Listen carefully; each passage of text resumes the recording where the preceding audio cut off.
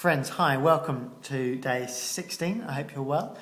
Today's readings are a little bit dramatic. There's a lot going on, so I hope you've enjoyed reading them and you're not too confused or lost. But in Genesis today, the tables turn for Jacob. And we see at the start of the passage, Laban seems fairly happy to have his nephew around and with him. And so he says right at the start that he is not going to exploit him just because he's family. And so he says to Jacob, tell me how much you want for working for me. But Jacob says, I don't want your money. But how about if I work for you for 7 years, can I take Rachel to be my wife? And okay, Laban says, yeah, that's fine. They make a deal. And so Jacob works for 7 years. And at the end of that 7 years, Laban doesn't go to him and say, right, your 7 years are up. Now you can get married. Jacob has to go to him and initiate that conversation. But look how he does it. Verse 21 in chapter 29. Jacob said to Laban, give me my wife. My time is completed, and now I want to make love to her. How charming. I don't know if I would have the guts to say that to my father-in-law. And if I did, which I wouldn't, I don't know how he'd respond. But then we see Laban gives Jacob the wrong daughter to marry. He gives him Leah, who was the older one. But Jacob didn't realise till the next morning, which confuses me. I don't understand how that happens. Verse 25, we see when morning came, there was Leah.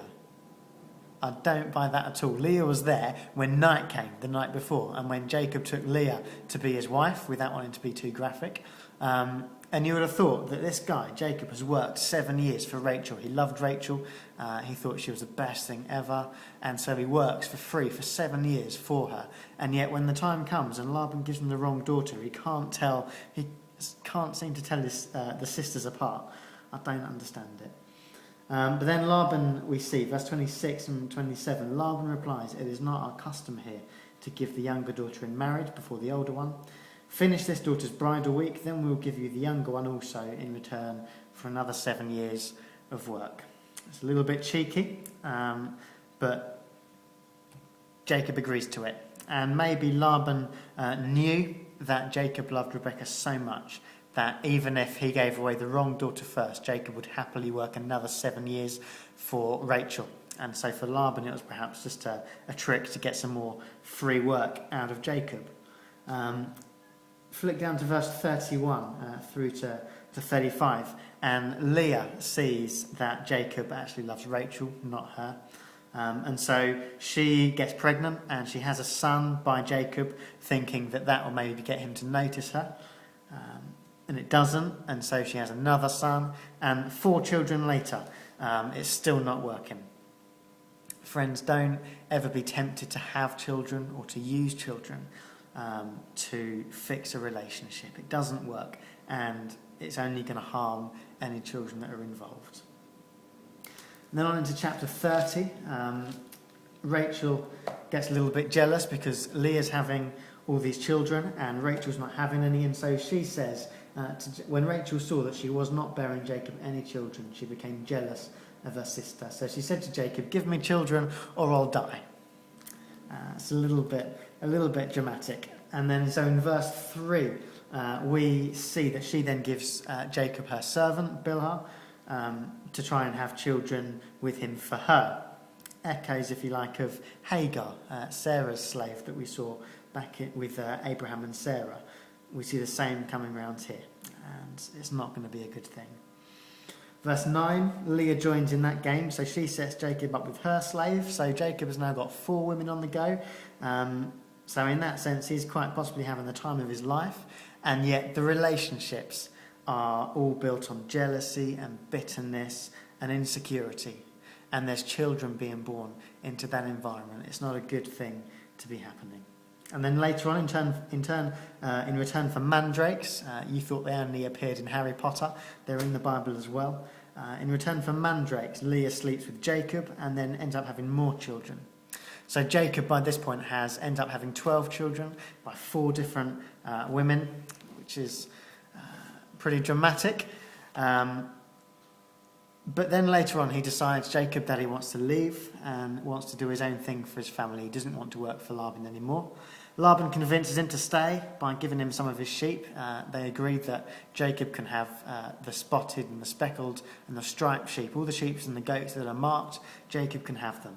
But before he does that, Laban goes through and first he takes out all the strong ones for himself without Jacob noticing. But then Jacob uses some more tricks and gets all the sheep and the goats to mate in front of white specks in the water.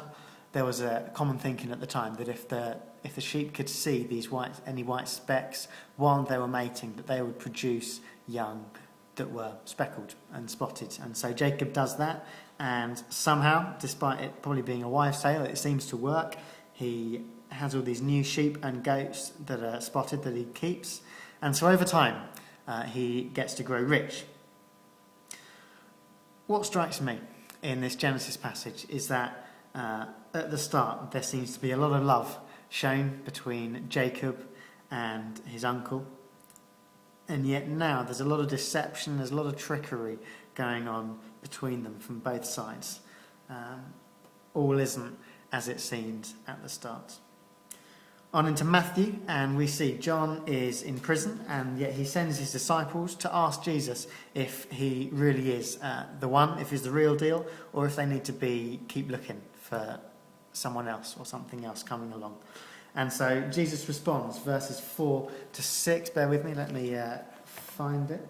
Jesus replied, "Go back and report to John what you hear and see. The blind will receive sight, the lame walk, those who have leprosy are cured, the deaf hear, the dead are raised, and the good news is preached to the poor. Blessed is the man who does not fall away on account of me." Jesus doing that, or saying that, does two things. Firstly, it points to the fulfillment of prophecy. All those things are quoted from prophecies in Isaiah, which would have known to be messianic. They would have recognised them as being as prophecies which pointed to the Messiah that would come. But also is kind of saying, look, if you want to keep looking, you can, but good luck finding someone that's going to beat that. And then Jesus bigs John up as a prophet. But then he says in verse 11, "I tell you the truth, among those born of women, there has not risen anyone greater than John the Baptist. Yet he who is least in the kingdom of heaven is greater than he." Is greater than John. What he's saying is that John isn't yet in the kingdom because he is still not entirely convinced about Jesus. Friends, we really do need to be firm and committed and to trust that Jesus is who he says he is. What Matthew is doing in this passage is basically setting out grounds for accepting Jesus. Soon we're going to hear Jesus start telling parables and basically trying to get people to decide which camp they're in, if they're with him or against him. And so before that happens, Matthew is, in this passage, setting out the grounds for accepting Jesus. And so firstly he's pointing out that Jesus fulfills prophecy, and secondly he's just showing that Jesus is a guy that does some amazing things. Friends, remember those things today and have a great day, and I'll see you tomorrow. God bless.